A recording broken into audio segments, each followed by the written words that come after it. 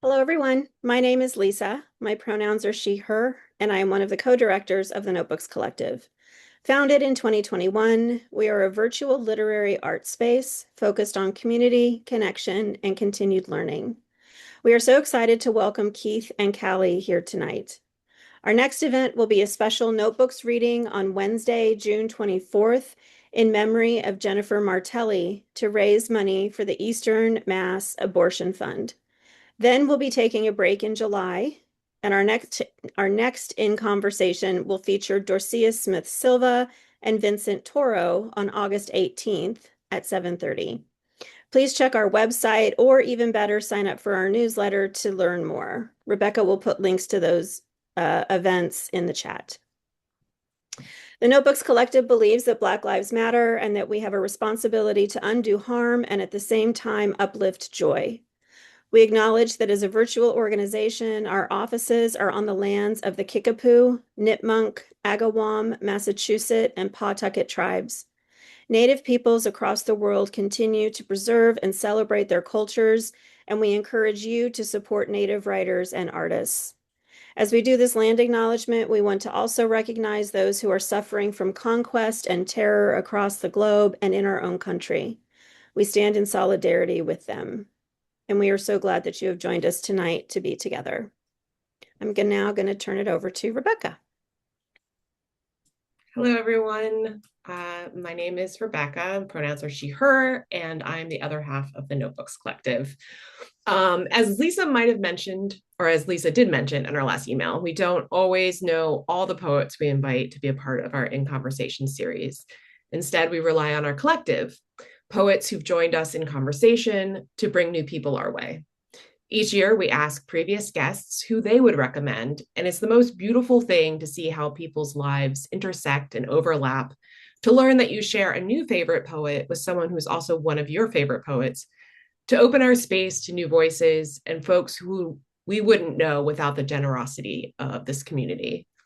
So it's no surprise that we've not met either of tonight's poets, Keith S. Wilson and Callie Siskel. Instead, we listened when Eugenia Lee told us Keith would be a fantastic guest, and we were thrilled when Keith asked Callie to join him. We were immediately struck by Keith's eye and his visual poems, taking one poem and rewiring it, so to speak, using varied colored lines. It was like diagramming a sentence, except this time it was exposing the layers within the poem. And it is through excavation that we find the heart of things. And that's how Callie's work intersects with Keith's. Her collection, though titled Two Minds, is all about heart and what happens to it through loss, through missing, through growing and finding love in new ways. And that's what this collective, the Notebooks Collective, is really all about, bringing all of our messy, singular, heartbreaking, joyful stories and experiences to this one place and watching them transform through listening and lending space and conversation into shared realizations, common revelations, and to the heart at the center of us all. And now I will read our guests' official bios. Keith S. Wilson is a poet, game designer, and multimedia artist living in Chicago. He is an Affirmation poet and a Cave Canem Fellow, a recipient of an NEA Fellowship, an Elizabeth George Foundation grant, and an Illinois Art Council Agency Award. Keith has received both a Kenyon Review Fellowship and a Stegner Fellowship. Additionally, he has received fellowships or grants from Breadloaf, Tin House, the McDowell Colony, Vermont Studio Center, UCross, the Millay Colony, and James Merrill House, among others. His book, Field Notes on Ordinary Love, Copper Canyon, was recognized by the New York Times as a best new book of poetry. His second book, Games for Children, Milkweed Editions, was a winner of the National Poetry Series. Callie Siskel is the author of Two Minds, W.W. Norton, 2024, and Arctic Revival, selected by Elizabeth Alexander for a Poetry Society of America Chapbook Fellowship. Her poetry appears in the Paris Review, The Atlantic, and the New York Review of Books. She lives in Los Angeles, where she is a Dornsife Fellow in General Education at the University of Southern California and a poetry editor at the Los Angeles Review of Books. Please help me welcome Keith and Callie. Hi, Keith. Hello. Hello, everyone. Thank you.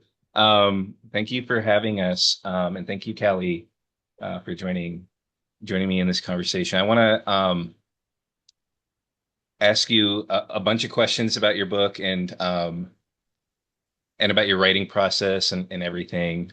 Um, but I think what makes sense to me is for both of us to maybe read a poem from her book. I don't have a preference. I can go first, or you can go first if one of those sounds better to you. I'm going to ask you to read a specific poem or two, but I would love to hear you read a poem of your choosing first. Well, I don't know what I want to read. Oh, do you want me to Yeah, do you want ask to just about? choose one? Yes. Well, so I was hoping you would also maybe display it and share your screen, but I was wanting you to read Angles of Incidence. Okay, yeah. And um, I was wondering if for the viewers, for the audience, if there are more than one way that you like to read this poem, if you would read it twice in two different ways, and if you always prefer to read it one way, then just the once. Yeah, so I guess this is an example. This is an opportunity for me um to describe what the book is sort of like. Um let me start to screen share. So my first book was Field Notes and Ordinary Love was like traditional poems in the sense that they were like all text on a page. And this book is like 30% of those kinds of poems, like the kind of poem that you normally imagine when you're thinking of poetry. And then the rest of them have some amount of a visual thing happening in them. And so this is an example of one of those poems. It's also shaped sort of close to I don't know how well, or if I'm on the screen still when I'm sharing, but my book is like tilted sideways. So this poem is also like already shaped that way. And yeah, one of the challenges I have in reading from this book is something that Douglas Kearney talks about a lot as well, another visual poet who is like very influential on me, which is that there's like not necessarily one way of reading a poem. So with some of my work, there is maybe not a way to read the poem to begin with, like out loud. I don't know. I'm like always trying to figure out whether I will try to share one of those kinds of poems. But for this one, I think I always end up choosing the same order. But that's just because I'm a creature of habit. Like I will always sit in the exact same chair um, for dinner. Like no matter even if I hate the chair, I'm like more comfortable being in that chair than switching it up or whatever. And so I feel like if you were like to find me reading this online or something, it would probably be exactly the same order. I don't believe this is like the correct order. It's just the one that I do partially to like make sure I've read everything because it's also easy, which maybe I'll end up missing anyway.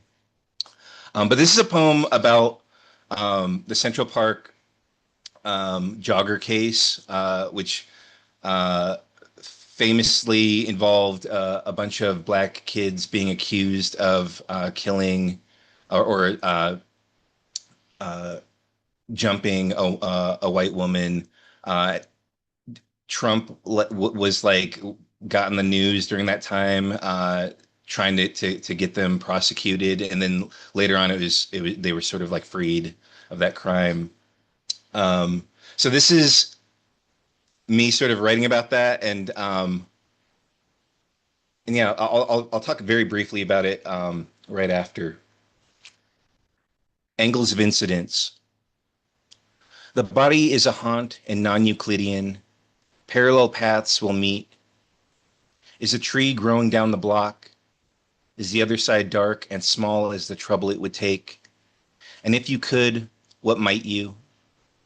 See 84th and 5th, nothing, an epiphany, sparrow's eye. And what does it take to turn an angle to a blade?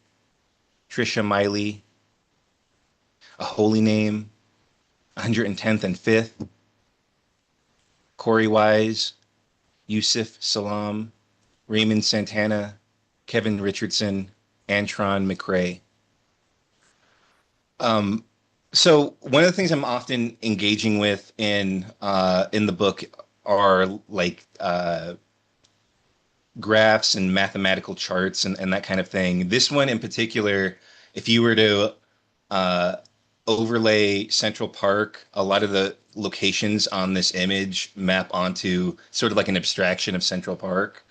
Um, but all the different poems use sort of different logics or different reference points. And angles of incidence, I have like a notes section, and like I shouldn't even reference this because my memory, I'm gonna get this even more wrong than if like I might not get this entirely correct. But angles of incidence is like a has to do with lines and the way that they bounce off of like ballistics, that kind of thing. Yeah, Callie, I would love for you to read the first named poem in your book. So it's on page 5. Partially because this might the answer to this might just be no. But I was wondering if this was after a writing prompt that Louise Gluck gave, because I have a poem in my book that is also that if it is also off that writing prompt. But I also just really love this poem. So even if the answer is no, I would love to hear this. Um, yeah. You know it is. You know I don't have any original ideas. This is definitely a prompt from Keith and my um, amazing and late, sadly, instructor, the poet Louise Glick, and she gave us the prompt to write about our birth. Is that the prompt you're thinking of? Yeah, and I have a poem in my book that's like exact. I was like, oh, I like forgot about this prompt, but yeah, this is the Yeah, reason this poem exists. Yes. I want to hear it after, and I also want to come back to Angles of Incidence and talk about it in itself, and then also the poem that follows it, because I think there's a really uncanny and beautiful iteration on walking, which comes up in this poem. But this is the first poem of my book. It's called Mise on a Beam.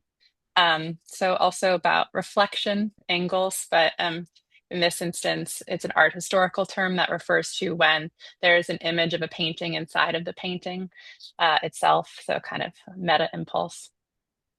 So mise on a beam. I was a lot to carry in summer. High winds shook the round windows for which the hospital is known. It was a Saturday, midday. I was upside down. They cut her open to lift me out.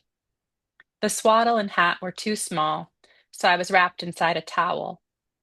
My name pleased both sides of the family, a shared consonance with my mother's father, an overall sound with my father's mother. I came home to a sister who thought I belonged to someone else. Marie, she said to the nurse, you forgot your baby. Somewhere on earth is my Matryoshka doll. Rarely did I open her. I preferred to hear her wooden offspring knocking around inside, the son with the broom and the daughter with a scythe. The baby in the patchwork quilt I pitied. It would never hold anything. My grandmother, the youngest of her siblings, fled Russia as a child and brought nothing with her. She remembers her bedroom being black. She never carried my father. She adopted him from her sister, who died, hiding her cancer, the way my father did. No generation lives neatly inside another. To play with the doll was to disassemble her. When I did, I closed each one so that the head was misaligned, the seam exposed, the flowers on the matron's dress discontinuous. When I returned them to her, I'd leave one doll out completely, wondering what it would be like to live outside of one's family. Maybe before there were lips, there was already a whisper, and leaves circled around in treelessness. Maybe before we were born, we existed, Mandelstam is saying. That day in July, closer to the end of a century than the middle, would have gone on the same without me. High wind, high heat.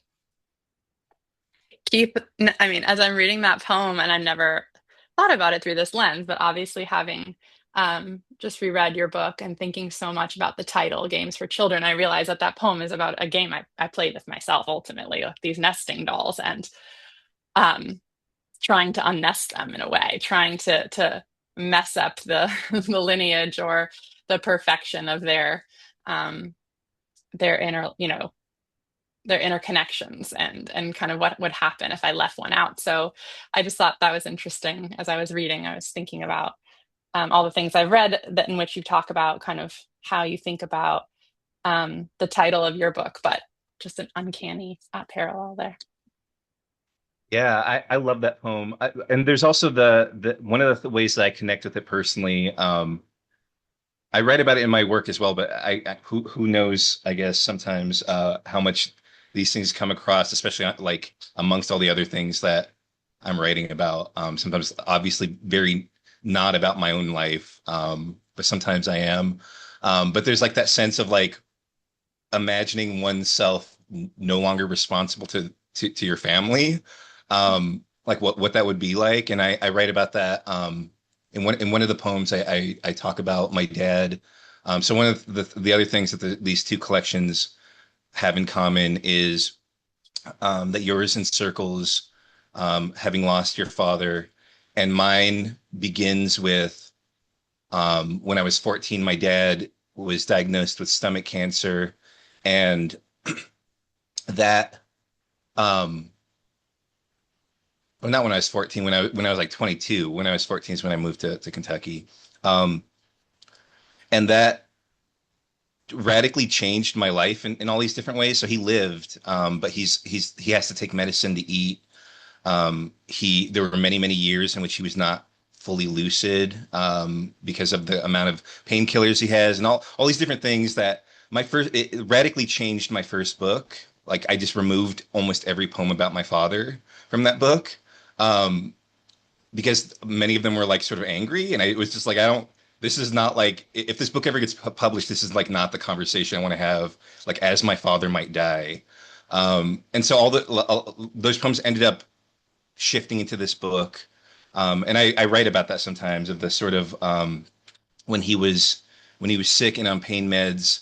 I could tell him anything, and there was like that, just that like thought in the back of my head that like I could like change who I am now um Mm. to my father. I could like be a better person. I could also be a worse person. It was um just a terrible and weird experience that like also is part of what I identify with. It happens in that poem, but it also happens throughout the book, the sort of like um self-reflection um and wondering that happens there. That, I mean, it feels like the perfect opportunity to ask you to read again, just because On Wonder is the poem that precedes Angles of Incidence, and um, it is not a visual poem, though you're welcome to share your screen. But I was just so moved, and I want to talk about this kind of phenomenon in your book of the kind of these epiphanies that I feel like the reader gets to have because of either your subconscious gift for placing poems next to one another or a very thoughtful process in doing so. But this way in which the phrase a walk in Angles of Incidence, which has its historical connotations, then gets revisited in a poem called On Wonder, which begins, I try very long walks. And also how this poem talks about some of the things you were just talking about with your dad. So yeah, I wondered if you could read it. Yeah. Yeah. So in terms of like ordering, I'm like obsessed with poetry ordering. I'm also like allergic, I think, to sections. And because of that, like because of my strong desire not to have sections, and there's like a whole lot behind that. I think it's because sometimes I feel like my poems are already becoming complicated, and I would rather not like include titles that you also have to remember that like, oh, there's this is like in this section, and that I have to like keep that in my mind. It really like means I spend a lot more time thinking about the order that things come in. So yeah, I appreciate you noticing or pointing out the ordering that happens there. But yeah, I'll read. I guess I won't share the screen for this one. I'll just read it. It's just like a traditional poem or text only poem on wonder. I try very long walks. Very long walks are a wonder. Hunger too, thirst and other good contrasting pains. When my father hungers, it is an agony. The scar tissue in his stomach is historical, meaning it happened in the past and won't stop happening. There is a way in which it is a wonder too, how he lives wanting to live.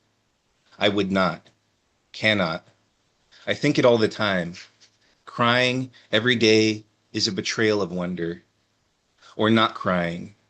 He gave me his name and I haven't answered it yet. The one thing your direct ancestors have in common is that they lived long enough to have children. There might be nothing else. I endeavor to be grateful. I try tasting new things. Sometimes the drink is bitter, or the bruises on my feet are green like spring, or gray, also like spring. In the way of very old pennies, the kind my father bends down to get every time. Skin that is blue like the music, or black like the music too. Um, yeah, Oh, one of the reasons beautiful. thank you. I love this poem so much. Tell me what you're going to say, but I also I want to admit that Keith shared with me via text when I was mentioning how much I love this poem, possibly for the father theme, but also just the beauty and wonder of the writing and the sort of the elliptical nature of the poetics. But anyways, um, Keith mentioned that he included this poem very late in the game in putting this book together. So I also want to hear why that was and what made you choose to Yeah, include hey, I mean, part of the it. reason I included it was that I'm always nervous about how melancholic my work feels to at least to myself when I'm reading it. Mhm. I'm like, oh, I have like nothing but sad poems. As a matter of fact, like right when I was writing this book, I had put uh, a New Year's resolution where I was like, I'm only going to write happy poems, and that's like right when the pandemic happened. And I was like, never mind. I was like, I'm just going to write whatever I want to write. Um, so that's part of the reason I included it was that it felt I think there's like some sadness in that poem as well, but it felt hopeful in a way that I thought that the collection needed. Uh, yeah, and so it was like one of the very last. Like I had said the book was finished basically to Milkweed, and then I emailed them later and I was like, actually, could you put this poem in this spot? And they were open to that, which I was very grateful for. Um, yeah, I, yeah, I mean, I love its relationship. It's strange relationship. And I don't know if you were thinking that literally. And I don't mean to make it sound like walk, walk. Oh, that's good. Like that's obviously not the logic there. But the fatedness of the walk and the jog, right, of angles of incidence. And I think something that your work is always kind of dueling with is like what has been predetermined and what can be yet explored or undone or you know um yeah, the determined and the random, like these different modes. And so I feel like I also love that in a way, like I try very long walks kind of withholds um try them why, right? And like we can fill in the blank, but there's also the sense of not being given the causality there when causality is elsewhere, so blatant and upsetting. But I just think that the juxtaposition of these two poems is so wonderful. Not to overuse the word wonder, and it makes me think about something that you were talking to our other friend and colleague from the Stegner program, Jackson Holbert, about in an interview in the Chicago Review of Books. You were talking about kind of these modes of games and thinking about games as both ways to think about wonder and like systems of violence, and how those two kind of poles inform your way of experimenting visually, both to in some ways replicate or unpack or undo systems and also to experience wonder. And it feels like these two poems juxtaposed kind of reifies that in your work. So if you want yeah. to just Thank talk you. about that. Yeah, Yeah. I think a lot of I think one of the things that drives everything that I write, in some ways maybe it's like one of the only things that drives everything is the it's just like an intense interest in wonder, in wondering like why sometimes like in wondering why things are as terrible as they are. Like that's like one form of wonder. But then also things like I have nieces now and they appear briefly in this book. And just seeing them play like both the wonder in watching them and the wonder that they have with the world, that they're like still very impressed by things. You can like pull out all your like facts you've known for your entire life and tell them, and they're like blown away by the fact that you only see the same side of the moon every night or whatever is just like mind blowing to them. And there's a way in which seeing them experience that also like reintroduces that wonder to you, that you're like, yeah, that is actually very wild. I like don't think about it very often, or like never. I only thought about it now to share with you. Um, and so this is a poem also I think to say that as explicitly as I guess as I ever say anything. That there's like I like to these like sort of associative logics, which I think your book also, one of the things I really love about your book formally are your titles. Like love every one of them, and one of the things that I think your poems often do really really well is um, at the moment that I'm done reading one of them, I will like go back and read the title and then have to read it again. So like even that first poem that you mentioned, it's so personal, and then when you get to the end and go back, there's a term that you may or may not know, and you may have to look that up to know like what this term is referring to. But then it like changes it both it adds another layer on top of what is happening that is personal. As a matter of fact, one of the questions I had about your work is uh, I don't know what question I want to ask here. It's going to be like a statement that I hope I can figure out a question from, but um, I just find that because of the way that I write about my work, or that I write about the things that I write about, but also it's like just highly gendered as well. Uh, People tend not to ask me at readings about my life at all, like or very very little. They'll like talk about the poetry, but I think that is both harder to do with your book, or it's like very intentional if you're doing it with your book, that you're like, I'm not going to ask her not one thing about her life. In this book that is like always talking about things that probably happened to you, um, or presented in that way. Um, and so yeah, I guess if I have a question, it's sort of like how do you feel about that, or what is or what are your thoughts about sharing beyond the poem that you shared? Because I'm sure I can't be certain that you're asked all the time about your personal life, or afterwards people talking about tragedy and that kind of thing. But your poems are like extremely well crafted, and I'm like always very so impressed by that. And I think there's a way that sometimes that uh, the more personal a book is, the the more that the conversation's like directed outside of some of those things that are happening in the poem or the work beyond that. So yeah, I don't know. Is there a question there? Yeah, how do you, Yeah. Well, there's a lot of things that you're making me think about. And yeah, I definitely feel like I get asked, or I should say that the distance between the speaker and myself is pretty quickly collapsed, like in a Q&A or an interview. I'm okay with that. I think I'm okay with that, but I do feel like sometimes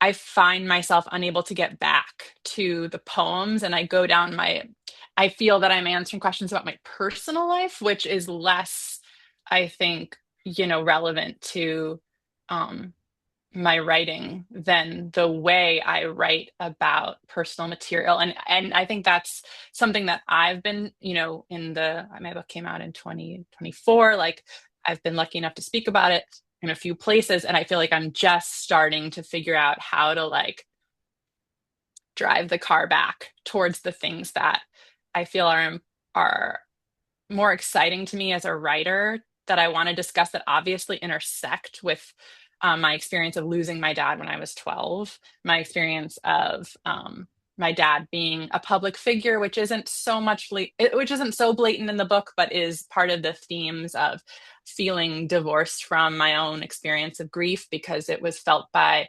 others in a way that felt at times alienating or dispossessing. So some of these themes I'm interested in psychologically, and I'm interested in being candid, and I have no interest in obfuscating the truth.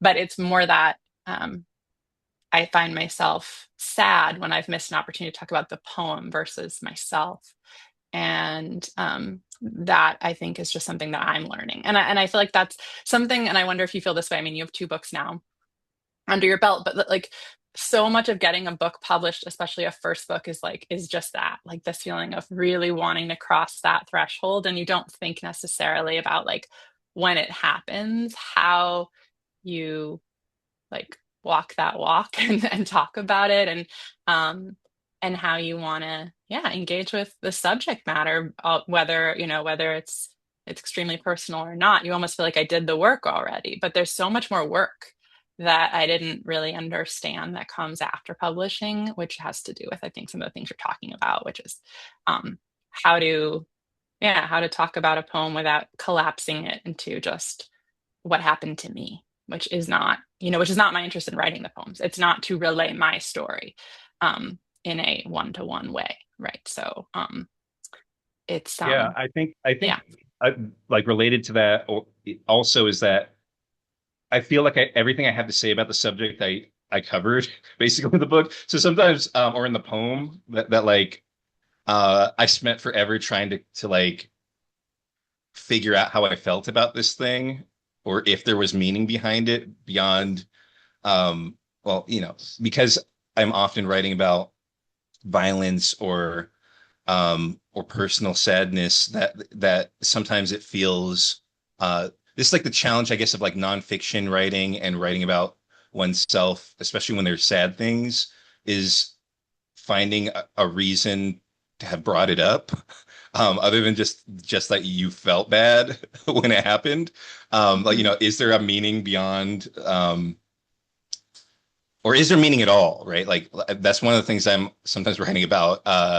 It's what the first book in my first poem in my book is uh, about my dad being uh, under like a bunch of painkillers and me wondering how could this have meaning essentially, Mhm. like in what way could this be meaningful in the universe, to him, to me, to anyone. Um, and so, yeah, so there's like the struggle sometimes of being asked about it after you've written it for me. And I'm like, I just repeat essentially like a version of what the poem is because I don't know that I have more than what I put in the thing. Um, but yeah, I Or like the way that like it go sorry. ahead. Yeah, I just feel like, or that like, I mean, one of the things that I like aspire to in my poems is like I almost feel like they're epitaph, like they're like done. They're like, to not be so morbid, but like they're dead. Like the poems are, I don't know, and it's not that I think they're perfect. It's not, that doesn't suggest that I feel this ultimate satisfaction in the way they've ended, but they feel over, but in a way that I like that reading them is almost like an echo of something that has already happened. And I actually have a few poems that um well, Yeah, one poem that's that are called called Echo. Echo. Yeah, Yeah. But she like, appears in more so than one poem as well. So yes, yeah, she yeah. of Narcissus fame. But I I like that sound of like I can only give you the echo of what it was, which is how I feel what it's like to write a poem in terms of transcribing memory or returning to a place that you can't access ever again, right? So then to talk about it, like you're saying, like not only does it feel a little bit like I don't have anything else to say, but it also feels a little bit like, and I'm not someone who, when I read at readings, says a lot around my poems, and I feel very self-conscious of that. But ultimately, I'm trying to own that. I don't want to almost like muck up the clarity that I aspire to in the poem with like a funny anecdote. Like that's just not. It's not how I want my poems to land. Yeah, the It whole sounds reason a little I self-serious, but yeah.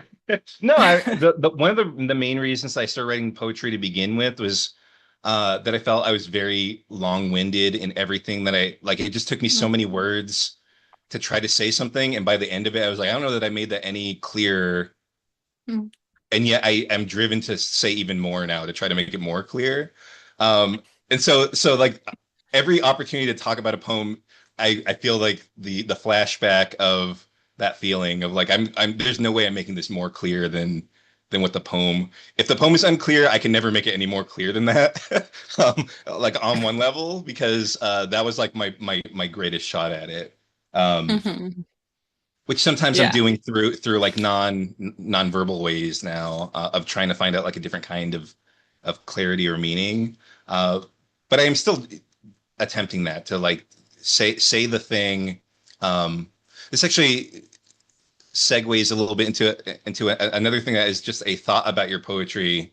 Um, but one of the things I was sharing a poem with someone, with a friend of yours. I think it was. I'll just point the poem out. Emissary, about a poem that I really loved. Uh, and I was talking about one of the ways that I feel like we're taught to one of the ways that we're taught to be critical of poetry, if we are critical of it, is to ask the question like, is this true? And I always feel like the answer to that in your poetry is yes, like that it is true to the speaker, in a way that is not even the thing that I told my friend was that like the way that Callie writes reminds me of the way that you are in real life. That you will like say, I don't know that I've ever heard you say any of the particular things in this book, but you've said many things. I'm like, that could be in a poem or is in a poem somewhere, like will be in a poem somewhere. Um, that they feel like honest reflections of the way that you think. Uh, and like that is present throughout the entire book, that like I just really believe, and one of the reasons that that's important I think in your work is that you are dealing with these sort of like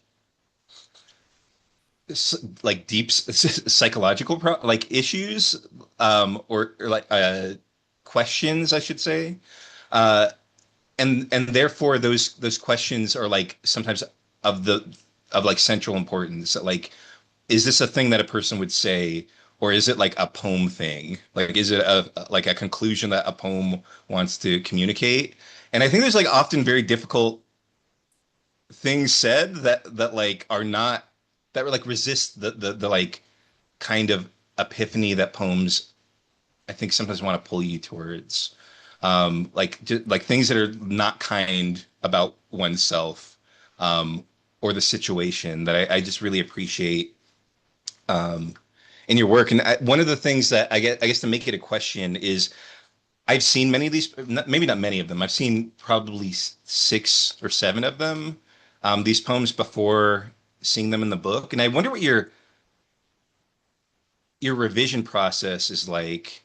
Like, given that, you're doing work that not everyone does in their writing, honestly. Like, not everyone like has to is like doing the work of thinking about themselves or what their view is on themselves or what their view is on it is I think very easy to avoid um sharing yourself in your work, and I don't know that how you view your poetry in those terms, but does make me wonder how you revise, because um I actually look back at some of the older poems, and there were like just incredible lines that you cut, uh but also lines that you kept that would have been easy to cut if you wanted to avoid talking about yourself or about like a difficult truth or whatever. So yeah, that's my question is like, what is your like revision process like, or how do you think about that? Yeah, I mean, thanks, Keith. Um I really feel like I revise the most as I'm writing a poem, which sounds a little like a cop out, but I have a really boring, unromantic writing process, which is in a Word doc. And as I go, first of all, you are spot on about titles in terms of their importance to me. I start with the title. It is like a thesis. Like if I don't have a title at the top of a poem, like I don't know where I'm going. Start with the title, line, line, line, and I just delete as I go until I feel like the poem is right. And I read it aloud and I just keep iterating. So like my actual like I don't ever let myself, and this is something that I clearly need to try. I never just let myself write a messy draft and let it stay on the doc. Like that would just be so mortifying to me. Like if Word like capitalizes something, like which I could easily fix if I knew how to use computers, like I have to uncapitalize, like it has to be the way it is as I'm writing it. And I think so it takes me a really long time to write a poem in terms of just getting it right the first time, that my actual revision process is usually just cuts. It's not really additive. It's usually not relineating. It's very seldom retitling. So it really is just about cutting lines. And I think Louise Glick and our workshop helped me with this, those 2 years of the Stegner program, of like when I'm overly explaining like the ideas in the poem. Like it's a real boring show don't tell problem that I still have as an almost 40-year-old. So yeah, just when am I like giving it away or unnecessarily like leading, which leads me to a question I want to ask you, because I feel like you don't do this and it's so incredible. Like, I mean, and you've talked about like the ways in which you, I mean, even the way that you said you're comfortable, right, with like, of course, like you're comfortable with someone reading angles of incidents in a different order, for example, right? But even the fact that some of your poems, your visual poems, aren't lineated in a way that dictates the line to line experience. But also, I think your poems don't often lead to resolution, right? They don't, they might use and integrate math and science, but they don't prove things. So I feel like they're like the raw mode of thinking, experimenting, playing, challenging, but they don't feel like they have their hands on the reader's ability to play and experience your work. And one of the things that when you read Angles of Incidence, I find so like um exciting is like you could read, so you didn't end up on either of these words, but I find it somewhat amusing and just like endearing that you could read Angles of Incidence and end on the phrase an epiphany, or you could read it in a different order and end on the word nothing. And those would be such different tonal endings, right? Like the almost opposites, an epiphany or nothing. And so that is so cool that you give your reader that much freedom, or maybe it's that you're not deluded like I am into thinking you know what the reader is thinking. So I'm just curious in terms of like not even revision, but just in terms of your relationship to your hypothetical reader and the readers that of course you trust to read your work in its earlier stages, like how you have come to um like let go, and whether that was something that like let go of a predetermined way that you want your poem to be read, and is that something that you're coming into as you work in a more visual mode, or as you work on a second book with, or is that something you've always felt kind of interested in? It's like not having the final say. And I don't mean that to say that your poems don't guide a reader through experience and thought and ideas, but just that they leave a lot of room for us. Yeah, I think that one of the things that one of the ways that I think around it, I think, is that um if you've ever been involved in like two very different communities um or jobs or like identities, and I'll like give an example of this in a second, but like there those two different communities will have ways of knowing that are like so radically different from one another, looking at the exact same thing. And there's like a way that I'm very interested in that. So like I think one of the things that maybe is more common that I can think of is just like the difference between or at least among poets, there are like just like a lot of poets who are teachers, is like the difference between thinking about teaching when you are the student. And I guess this also applies to like being a kid, like being told how to experience something or like how something works versus when you're the person being asked to teach or being demanded to teach when sometimes in the case with a kid doing something that like they should not be doing. Um, and there's like a way in which both those frames of like examining the world are valid and true in like their own way that like um just remembering being a kid and feeling like I had just no say in anything. And there's a way in which that is both true and to a degree necessary that you realize when you're older that like, oh, I should not have been allowed to do many of the things I thought that I should have been able to do. And so like there's a way that like that's part of what I'm thinking about when I'm writing a poem is like there's like these different ways of viewing the same thing. And I'm giving like sets of them that I think are that like I agree with some amount of the truth of those things that like um that there's like epiphany here or nothingness.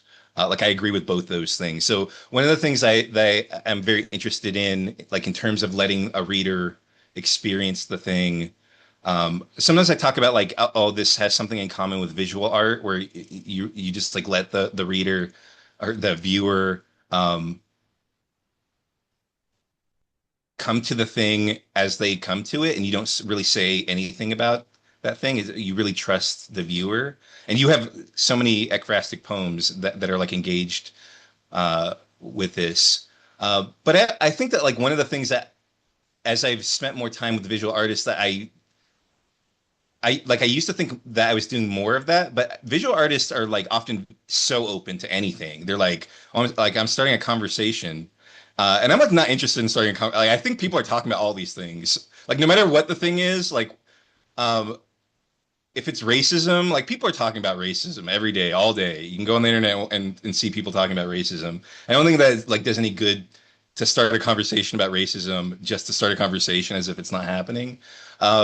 But I'm interested in like there's a way that it may feel like I'm like freeing the reader to experience a bunch of different ways of reading it, but I've still actually narrowed it like a lot.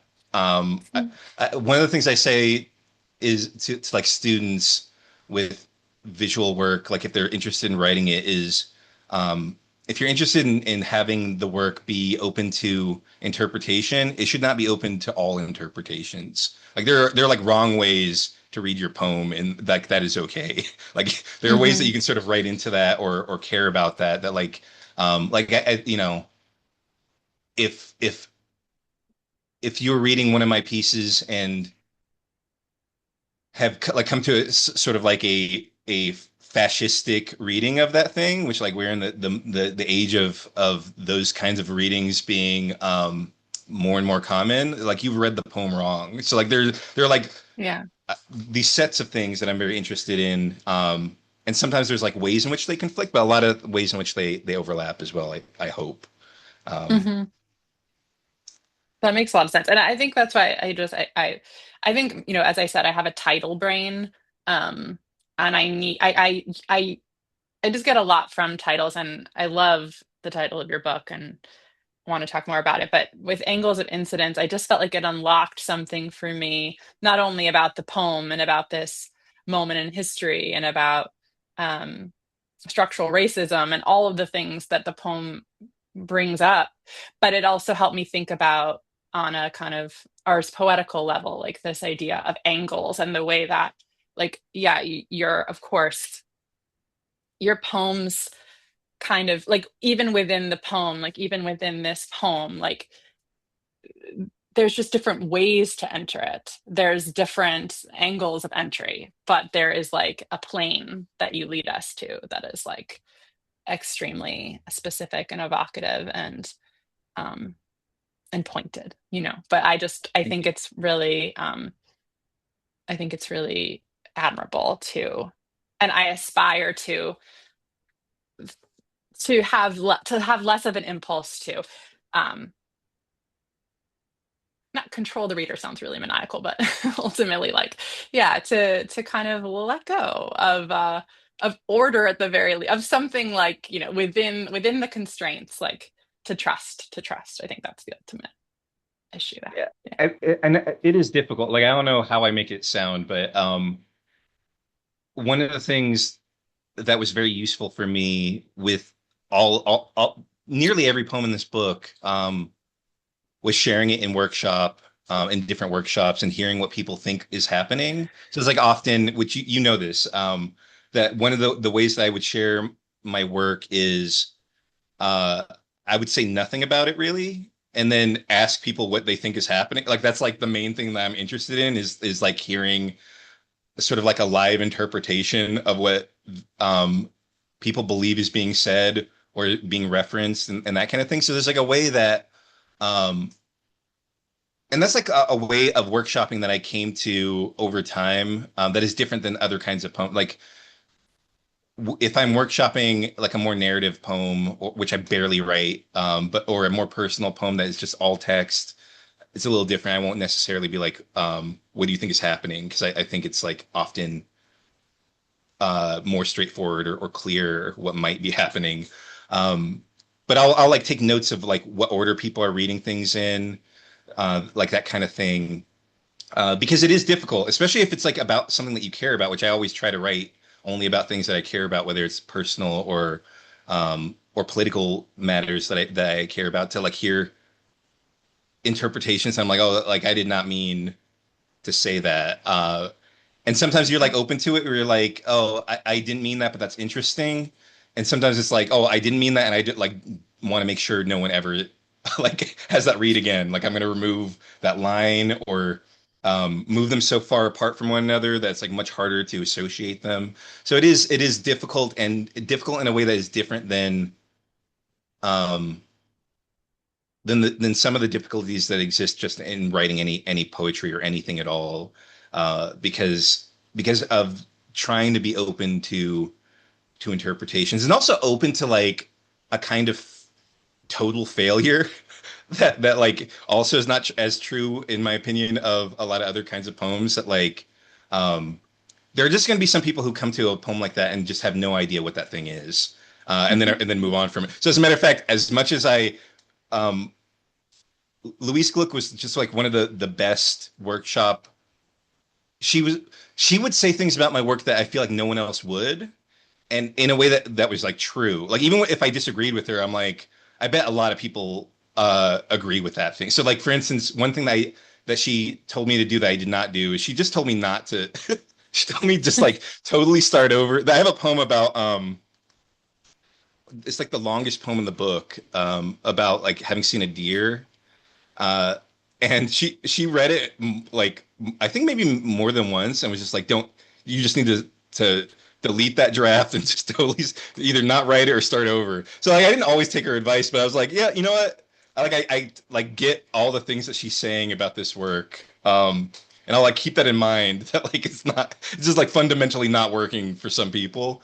Um, but like there are like ways in which like so she looked at all my visual poems and was always like, I don't know why you're doing the visual part, and then she would only talk about the red part. And I would just be like, that's like how she's gonna give feedback. Like either I don't bring those poems or I just only focus on the parts that she's like engaged with. And I like know that she's not the only reader like that at all. Like there's just a lot of people who are gonna look at a visual thing and either be like, I don't get it and move on from it, or I don't get any of the visual parts and I'm only going to focus on the writing. And I have to be open to that as well. That like that's the nature of like this kind of risk taking or whatever. It's funny. I had a question for you along those lines, which is, I mean, and first of all, I just want to corroborate everything you're saying. And I found it really charming, and I found it really inspiring, or I don't know. I just liked the way you responded to her response. Like, and then we would always talk about it after class, but I don't know. I think some people would have just been like completely like, I don't know, offended and like, I don't know. I feel like you took what was useful, and I feel like that's what workshop is, right? Like, but she would point to things that were clarifying for you, and she would, not take to other things. And I also included poems in the book that she, suggested I I delete from the cosmos. Um, but I was going to ask you something that about this kind of this imaginary reader who sees a poem in your book, where there's a circuit diagram or some visual that feels like there's a barrier to entry for them based on their familiarity with that subject matter or with what they think poetry is and what it looks like, and find themselves intimidated. Um, because I think that's what it is. I don't think it's disinterest, actually. Like, I think for the reader that turns the page, I think it's in some ways probably more likely a sense of intimidation or like not having the qualifications. And I won't speak for Louise on that, but I wonder like what you is there something you would want to say or have you said to readers who have candidly expressed to you that they feel like intimidated or unsure how to enter some of your poems, the ones that are obviously more visual and whose received forms are scientific, mathematical, logical, philosophical, you know, modes. I feel like I'm always trying to find ways to talk about this because it's so important. I'm very interested in it. I think one of the things that I always say is I want people. I can't speak for all poetry, but for my poetry, I want people to feel free to engage with the parts of the poem that they do get. Like I always try to put enough there that if you were totally baffled by some part of that poem, there's still another poem.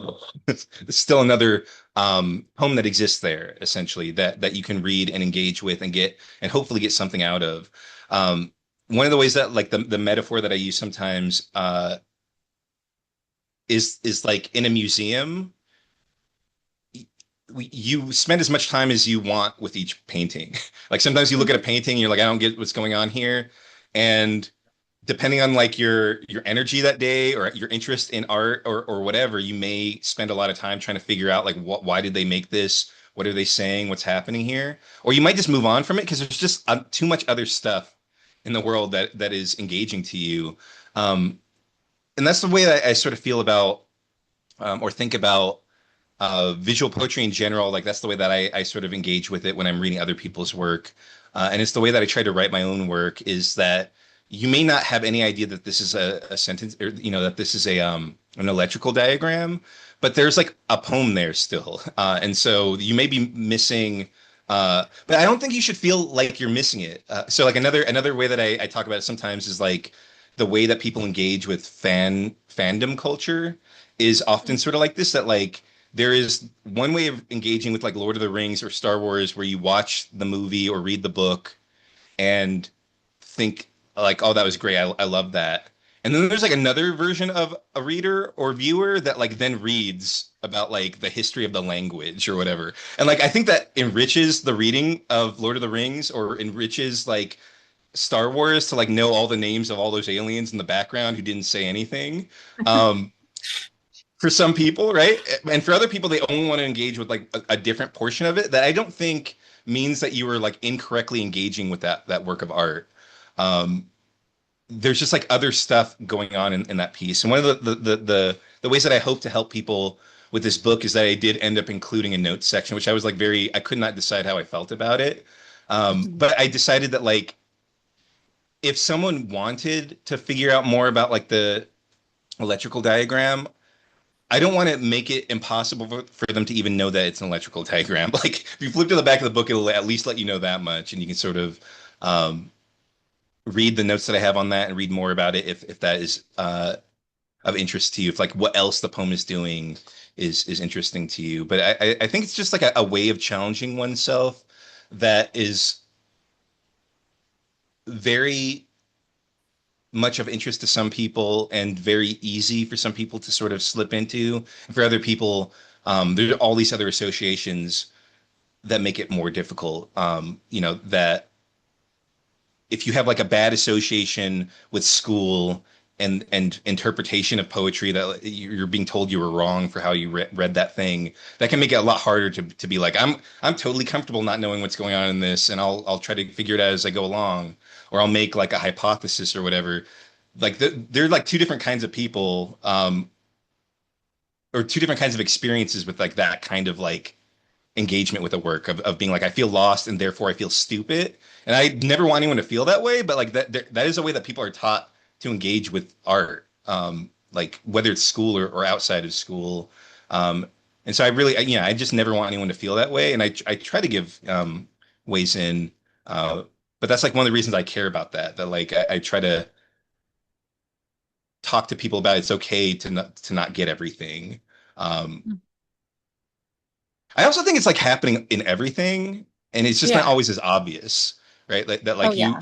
you may just like really love a song that you listen to or a poem that is a more traditional poem, and then you hear someone else talk about it, and you're like, oh, I like did not realize some of that stuff was happening, and like, it's just always like that, right? Yeah.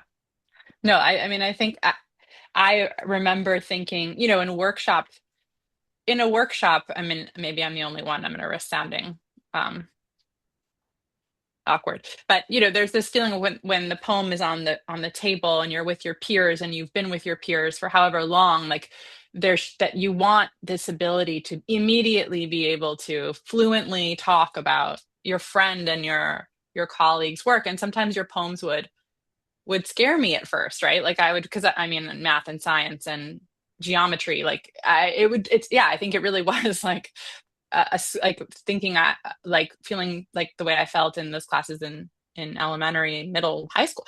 But then I would like, and I got past that, obviously.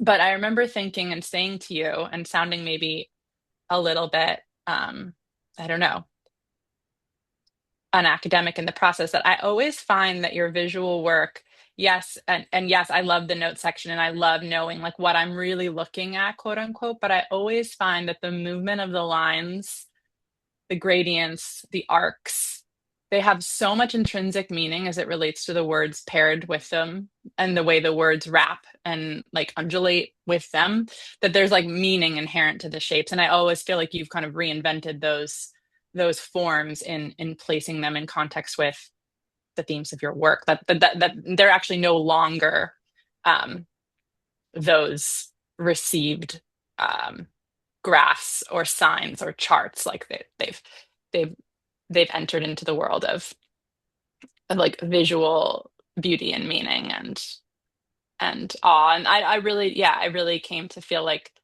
that they were just another textual layer to talk about and not like a barrier to entry. But I asked that question because a version of me once felt that way. And and it was really freeing to keep reading your work and leave that state of mind. And I encourage others to do it. Thank you. Yeah. I mean, I also like on a very like simple level, one of the things I try to do with my visual work as well is that I often try to include one of the ways of reading it or engaging with it is just like, what does this sort of look like? This is like such like a very basic, straightforward thing, but like sometimes the graph looks like Pac-Man. Like it's a graph, and like there are things, a pie chart. There are things that I'm doing or trying to do engaged with that part of it, with like the fact that it is a pie chart and a pie chart is associated with percentages and is often working with statistics and all that stuff. But it also kind of looks like Pac-Man. And I'm like interested in engaging with that part of it, where even if you don't have time to look something up, which happens, I think, a lot of times at readings, like that one, I try not to talk that much about my work, but I will often at readings try to explain a little bit about the poem because it's like just flashing up on the screen for you essentially. But yeah, sometimes you're like at a reading and there's just like no time to really spend thinking about the thing. And so I try to include that as well, that like, what is the most basic thing that you might sort of notice about this piece that it looks like a mountain or whatever? And is there like some of that happening in the poem as well? To sort of give you something to engage with and not only have to sort of block it out. Which again, Mhm. like I mentioned before, there's a way in which I'm like sort of uh okay with that as well. That like if that's the way that you're engaging with that particular piece, you only the poetry portion of it, um, that's okay too. I actually have a formal question that's like sort of selfish because I'm the stuff I'm writing more recently is maybe we'll see whether I continue to write these or not. But the stuff I've been writing more recently has tried to be narrative. Um, and your book is not narrative exactly, but it also has a lot in common with narratives that like there is time passes in the work and there are like quote unquote characters that appear multiple times. And so like one of the things that I was really interested in, because this is something that even though I've been reading your work for a while and had read these poems before and read them more than once in your book, I never really thought about them existing totally outside the book. Like when I got to the end, when it just like lists all the places that they've appeared. Um, I was reading many of them as they were being published, but I also just knew you and what you were working on and so on. So I wonder how you felt or thought about, or did you try to think about that, like worry about this, I guess, about poems that depend on other poems, essentially, that like if all these poems are about one person who had passed away, do I keep reminding people who that person is? And like that's like one question, like when it's a finished book, and maybe a different question when you're sending the poems out. Like was that a thing that you had to think about or that you worried about that like do I need to say this poem is about this thing that is very obvious when it's next to other poems? Yeah. And this is another thing that again in like the quest for the book and also the quest for individual well, right, like in a traditional like arc of a poet's life, it's like first you're trying to get poems placed individually, then you're trying to get a book of them published. And there are these opposing kind of interests. Like the individual poem might want my father, and the book might want he, because you don't want to wear out the kind of potency of my father, as a phrase. Um, and so, yes, actually, that I did change, like, yeah, the poems in the book, many of them um, were edited for that purpose, for the purpose of a sense of continuity, for not over stressing a particular phrase or name. And I think that's interesting, but it also makes me think about something that I really value, which is like a declarative moment in a poem that is where the reader does know who you're talking about. Um, or if you're going to announce that, right, if you're going to announce that in a poem, how do you announce that, right? There are so many beautiful poems, and your first book is a testament to this, of like using the second person and not having a named individual, right, relationship established poem to poem, but this idea that um that when it's my father or my mother or my sister or I, like when you deploy that specific, that relation, and how do you maintain its power? And so yeah, I'm really conscious of those moments. And I was thinking about like, I know this is opening, or probably winding down. I want to open another portal, but like one of the things that you've referenced, like poems in your book that are personal, quote unquote, and poems that are less, quote, personal. But I find that your use of the I find it so moving, especially in juxtaposition and proximity to the poems that don't have um, an I that we think of as the speaker. And just, I think the power of, like, I'm never tired of an I in a poem. Like it always invigorates me. I'm like, there it is. That's what I've wanted. I've been waiting for it. Like, who are you? And I find that in your book, it's like that I just it it it it reappears stronger every time. And that's the goal. Like, I think that's the goal. Like in the repetition of I and in the repetition of father, how do you keep exciting the reader with that kind of revelation of who and what is lost or wanted or at stake? Anyway, so I just think about that a lot, I guess, about like, yeah, naming versus pronouns versus the second person. And I'm trying to write more in the second, when using the second person now. um but I'm sort of anyways. obsessed with the second person. It's very hard to use, but um, less so in poetry, I guess. But you just like never see it in like novels, and so it feels like so challenging. But yeah, I'm Mhm. obsessed with the second person. I'll have to I'm ask you about it. Yeah, I've been really, really, really enjoying this. And I just wanted to make sure that we had some time for some Yeah. of the questions that have come in, and make sure that folks can hear what you all have to say about some of these. Um, so I think in talking about the visual poems, there have been some questions about process. And so from Lisa, we have a question. What is really created first, Keith, the poem or the drawing, or are they created simultaneously on the page? Yeah, so I think this is another thing that I feel like every time, if anyone ever asks me this question, um, I feel like there's a strong chance that every time I answer it, it's just a totally different answer. Um, but but I think for me, there was like a point at which I realized that I was going to be probably writing a book that included like a lot more visual poems than uh then early on I was like maybe this book will have like a visual poem in it Mm, or whatever, like there'll be something which I think a lot more poets are doing, that like they'll have like one or two visual poems in a book that is mostly text only poems, but at some point I was like, okay, I think actually I want to try to make this be a lot more of those. And so during that stage I was um continuing to write every day, and um, also just like looking through graphs, like casually or whatever, as one does. And sometimes that meant that like I would find a graph that was about something I had been writing about, and then I would sort of write to it. Um, that's very rare now because I'm no longer like actively trying to write visual poems. And so what's more common now is uh, that I often have stuff that I have written, and when I go back to revise it, something in the process sparks an idea that like, oh, I wonder what this would look like, especially when it feels like the poem is like not working. I'm like going to try more radical things to it or with it. And so I'll actually just very briefly, I'm not going to read this poem out loud, but I'll share it on screen as an example of a poem that began as two different poems that became a visual poem as opposed to that other kind.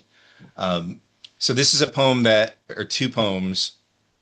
To the girls that dated me to unravel their white fathers is one poem, and then to the warmth a belly makes when spare against another belly was like a second poem. And the I was writing with sometimes I was cutting stanzas out of poems and moving them around on a table. And sometimes I was sort of doing that digitally. And I just let that be the poems basically. Like I had more than one poem on the table and spread them out and was reading them across and in different ways. And this is an example of like more guided to a certain degree reading, because there are lines, right? Like they encourage you to read at least partially in a line, and then you might split off and so forth. So like that's like another way that I sometimes write now is um, having written something, and I think this is like the way that I write especially lends itself to this because I'm often writing very lyric poems that have associative logic, meaning that like they jump from one idea to another without like a narrative, and mhm. therefore I can really make that jump happen um, in these other kinds of ways without having to like figure out how to make up for the fact that like the story is broken. Like there is not there are like things happening, but not a chronology. So yes, the longer answer. Thank you. No, that was really interesting. And Lisa says, so interesting. Thank you. And then Callie, I wanted to ask you about titles because you said that, you can't start a poem without a title. That's your guiding, light. So how do you come up with the titles? Because for me, titling is terrifying. And so I would really love to hear how you come up with your ideas for titles. Yeah, well, it's funny because I guess there is something that precedes the title, right? So there is I was thinking Keith and I both have a poem. Mine is just called Invitation and Keith's is called The Invitation. But for example, like a poem like Invitation, um I so my father passed away around the time I became a bat mitzvah. and in Jewish culture, religion, which is the time of coming into adulthood. And so one of the sort of themes of the book is this kind of strange collision of loss and then coming into oneself, like so becoming an adult in a certain context. So I was thinking about that a lot. I had thought about my dad's death as kind of coinciding with this kind of inauguration. And then I wanted to write about this, and I was like, I think sometimes the best titles are the most concrete, but they're concrete, but they also contain an idea or a metaphor. So I thought, okay, I'm going to write about my bar mitzvah invitation, literally, physically, this beautiful invitation that my mom designed to send to our family and friends to attend. But then I realized, like in calling it invitation, it kind of conveyed that sense of inauguration or beginnings or a journey. So I was able to sort of remember the larger meaning, even though I was quite literally, I mean, that poem starts off like it was pink. I mean, it doesn't, but it describes it quite literally, and then it kind of gains metaphorical momentum. So often I find that the title is usually a fairly concrete word or concept, a concrete word that contains a concept that allows me to move between, vehicle and tenor, between something concrete and something physical and something more conceptual and metaphorical, and that often the title yokes those two parts of the poem together. So that's one way I do is I search for like almost a physical totem. And I will say that, like, yeah, in thinking of poems, like for this book, I often would, close my eyes and kind of go back into the apartment where I lived with my father and, and my family, my mother, sister, and brother, but, and kind of like almost walk through. Keith had a metaphor earlier about being in a museum.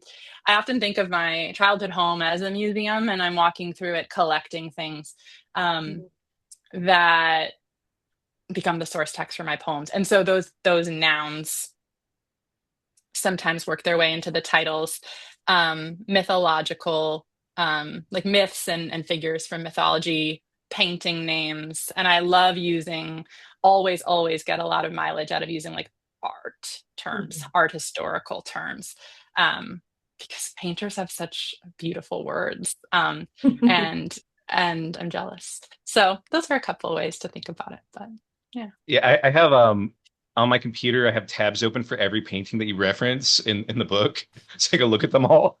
Yeah, I love you have some of the best ekphrastic poems of like any poet. I love them. That was so sweet. That's so like, I feel like just, I don't know, the fact that you have the tabs open just somehow speaks to your way of writing and thinking like this. Like but that really is very moving to me. Thank you for doing that.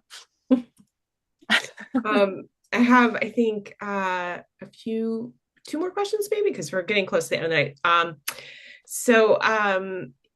We have another question for Keith from Blaine. What is your relationship to image as you move between visual poems and text-only poems? Specifically, I'm thinking of how visual poems can act as metaphor or as a rejection of metaphor, and how that relates to your use of image and text. Did that? I think one of the things that is making me think about I have so many thoughts on this.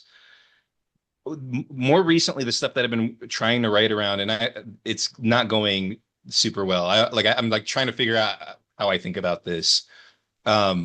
Is my first book, I've always been very interested in visual art, and my first book contains ekphrastic poems. My second book also contains ekphrastic poems. So sometimes I'm like directly writing about the image, or it's like literally a description. One layer of the poem is a literal description of the painting. And so like I'm engaged with that. And the thing with a lot of the of paintings, especially since the ones that I'm writing about are often ones in museums, and the ones in museums are often representational, is that they are essentially like a photo of an event, right? And so there's like a narrative that's sort of happening there, and there's like a way that has always felt to me very lyric, that like a lyric poem is like that. That like there may not be like a narrative happening in the poem, it might just be a scene. It's like a snapshot of like this is the moment of a breakup, and like it's not going to like it's impossible to tell how much time is passing in the poem. Uh, Maybe it was just like literally like a photo and it's a description of the moment it happened, or maybe it's like the whole relationship. Who knows? Like paintings sort of feel that way to me. But then like the more that I have made visual poems and engaged with these forms that are important, have been important to me for different reasons. So like I grew up in a household that just my dad was an electrical engineer. Like he saw my book has that electrical diagram poem and he immediately pointed that out. He was like, "Oh, it's like an electrical diagram for a light bulb." And I was like, "Yeah." Like you're like the only person who's ever gonna like immediately Yeah. the first thing you point out mention this. Um, so like part of it is like those kinds of personal connections that are not going to necessarily come across. Um, but they're also I'm like just very interested in minimalism, and when that's the case, like when you're looking at like a painting or any piece that is only like lines, there's something else happening there, and I'm so interested in that. Like that there's like a visual language or grammar happening there that is a lot harder to talk about or to describe. That like you might look at a straight line and ask 20 people what they think that is, and some Mhm. people will just be like it's a straight line. Some people think it represents like progress, right? Like there's all these like possibilities that exist in like totally abstract or minimal things. And so I've been trying more and more to think about that, to like try to figure out like do poems do that? Like can poems do that? Like sort of access total abstraction in that way?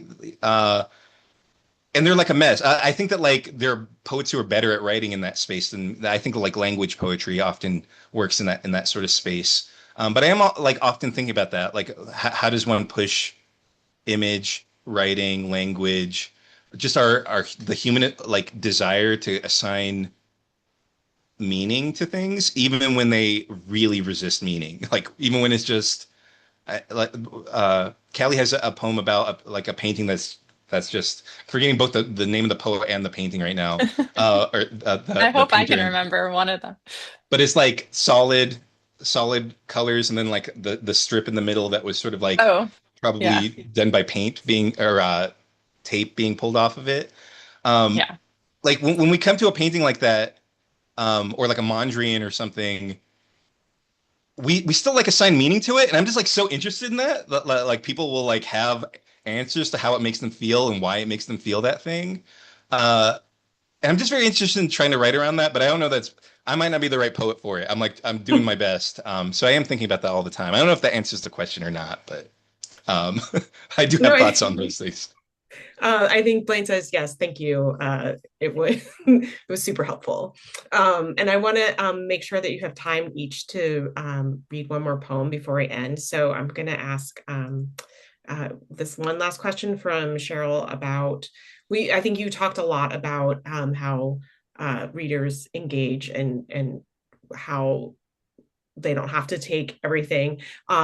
So Cheryl asks, is there a right way to engage with a poet's poem, or is it the work of a poet to release the work to the reader and ultimately become comfortable with the reader's relationship with the poem, and is a deeper personal interpretation of the gift of the author? I think I might have just totally mangled that, Cheryl, but essentially it's like, once it's out in the world, is it really just out in the world, or is there something that kind of ties us to like want to explain it more? I I I have so many complicated feelings about this because I think that on one hand, um, you wouldn't write the piece to begin with if you didn't have something that you were trying to say, and like you always want that to be Mm-hmm. received to some degree. Like I think people are like lying when they say that they're totally open to interpretation. I think they have like something that they really want people to sort of receive. Mm-hmm. They're not. I don't think anyone's ever like totally open to interpretation. It feels like similar to being like I don't care what people think about me. I'm like you. Like some part of you cares about what some people think about you. Like I don't know what you're talking about. Um, but at the same time, I think that like I believe that when art exists in the world, there's like a way in which it becomes the person who reads it or it receives it. Um, and there's just like nothing you can do about that, and it makes you sort of uncomfortable to a certain degree as like an artist sometimes. I think that like someone is gonna like just have a totally different. um I mean, sometimes it's exciting and cool. Sometimes it's just like not like that's not what I was thinking about, and I wish that some version of the thing that I was thinking about is like what you received. Mhm. But I think that's like also one of the things that makes art, like people come to art to begin with, is that like there's some of themselves in that piece that the artist could never have planned for. Mhm. So I don't know. Very wishy-washy answer, maybe. Callie, your thoughts I on agree. that? I agree with that completely. I've just taught um, three sections of freshman poetry in more specific ways. But one of the things that was both like heartening but also a little disheartening was when they would say at the end, "I just really learned there's no right answers. There's no. It's just I love poetry because it's whatever I feel." I'm like, they're 18 and they are not majors. They're taking this class to fulfill like a humanities prerequisite. And I have no interest in being like, no, like I want to encourage that. Right.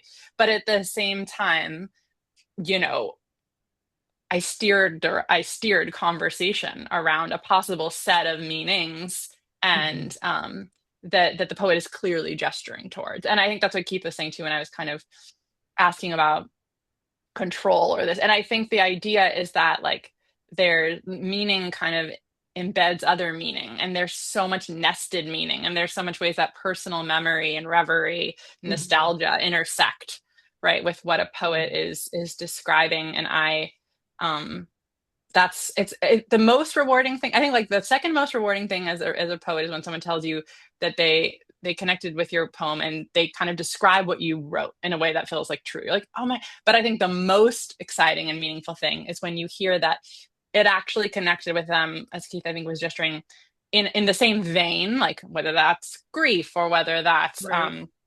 but in their own particular way. And you're like, Mhm. then it really transferred, That right? it So really becomes like a universal, like the personal becomes yeah. universal, and that's really, Yeah, really cool. exactly. It's a good way to phrase It is 9 o'clock, and I don't want to keep people past the hour but I would actually, I think it would be really nice to have you both read one more poem. If we could do that before we wrap up, I think that'd be great. And I will duck out and I'll come back. it. Keith, do you know what you want to read? I was just about to say that like I knew that it was coming and I still forgot to figure out what I was gonna choose. So maybe okay, yeah, I do. Do you want to go first? Or do you want me to go? You can I go. can go. Okay, so I'm going to read another one of the poems that is text only. Um, this is a poem called "There Aren't Enough Idioms About the Stars."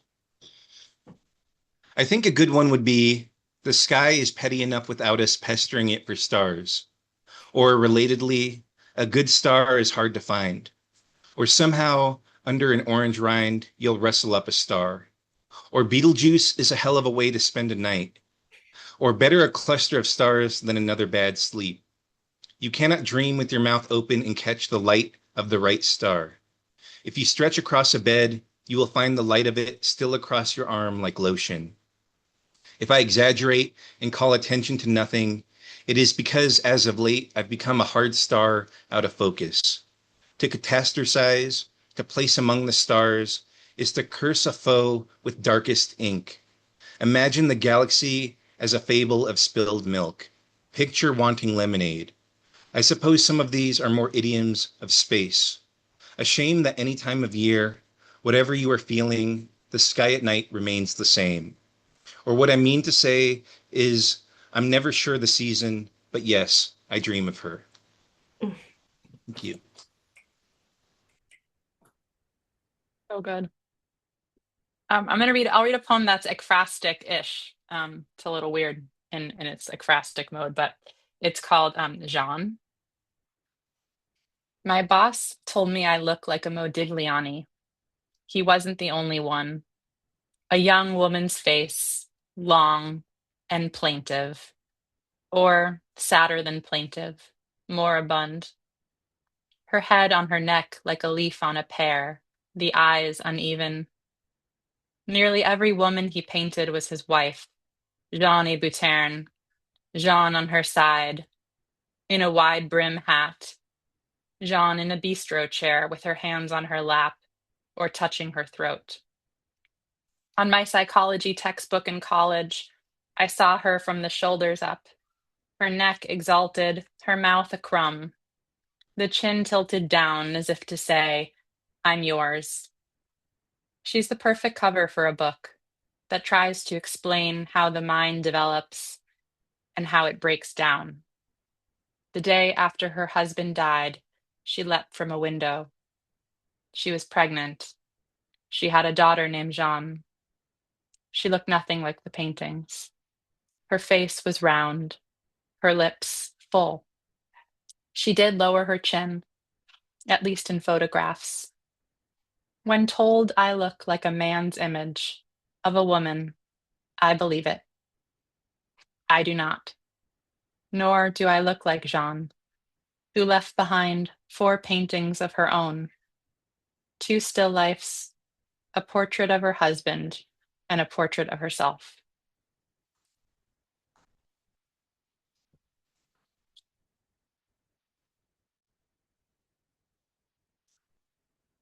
Thanks, Keith. Sorry. There we You're go. muted, Keith. Yeah. Thank you. Yeah, I have like Okay. multiple ways to mute. I'm sorry. Yeah. That's okay. Multiple ways to mute. I love it. Yeah, This was thank so you. nice. Thank everyone for coming as well. It was very Yeah. hard to follow. I'm gonna have to look through the messages later. Um, Yeah, we'll but I download saw that. a bunch of awesome stuff in there. Make sure Send that you the you transcript. get that. So you want to Great. close us out? Sure. Thank you, everybody, for coming tonight and for spending this time with us. We would really, really love if you would sign up for our newsletter. We only send 2 things a month. One is about what's going on, and the other is a reminder so you don't forget to come to what's going on. You can also follow us on the socials. You should also buy Keith and Callie's books and follow them on the socials and support them. And if you would like to, we would love for you to unmute and give them a round of applause. I'll start. Thank you. Otherwise, we wish you a good night and we hope to see you again soon. Thank you for being here. Thanks Thank to both of you. you and to Keith Yes, thank you so much. and everyone for listening. Thank you.